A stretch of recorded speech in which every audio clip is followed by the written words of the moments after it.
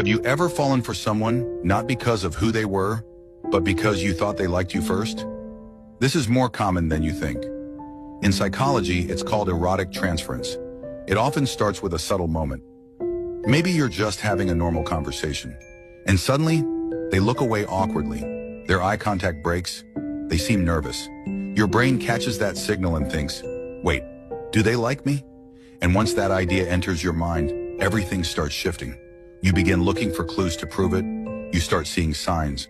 And the more convinced you are that they like you, the more you start liking them. You didn't fall for them. You fell for the feeling of being wanted. This kind of emotional projection happens especially often in women. Why? Because many women don't desire someone just because he's amazing, rich, handsome, or successful. They start feeling desire when they feel desired. And here's the wild part. When you start reacting nervously, awkwardly, avoiding eye contact, the other person picks up on that and thinks, wait, do they like me? And just like that, they start doing the same thing back. This mutual feedback loop can turn into what we call falling in love, even when no one actually said anything out loud. Sometimes it turns into a real relationship.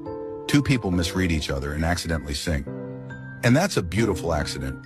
But other times it's a one-sided fantasy. You believe they feel something, but they don't. You were in love with the version of them that existed only in your mind. Now, what happens when this erotic transference happens in the wrong context? Let's say you're married, or they're your boss, or your teacher. You know it shouldn't happen, but emotionally, it's already started. This is where awareness becomes everything. When you start analyzing, wait, am I falling for this person, or am I responding to how I think they see me? That's how you begin to break the illusion. Because here's the truth. What we call love is often our own emotional projection. It's the resurfacing of old wounds, childhood patterns, and the hunger to feel deeply wanted.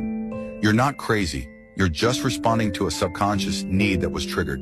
And when you decode the pattern, the illusion fades. The intensity disappears. It wasn't heartbreak. It was never really love. It was a psychological reaction that just felt like love. If this feels like you, you're not alone. Like and follow for more tools to help you understand your patterns and stop mistaking wounds for love.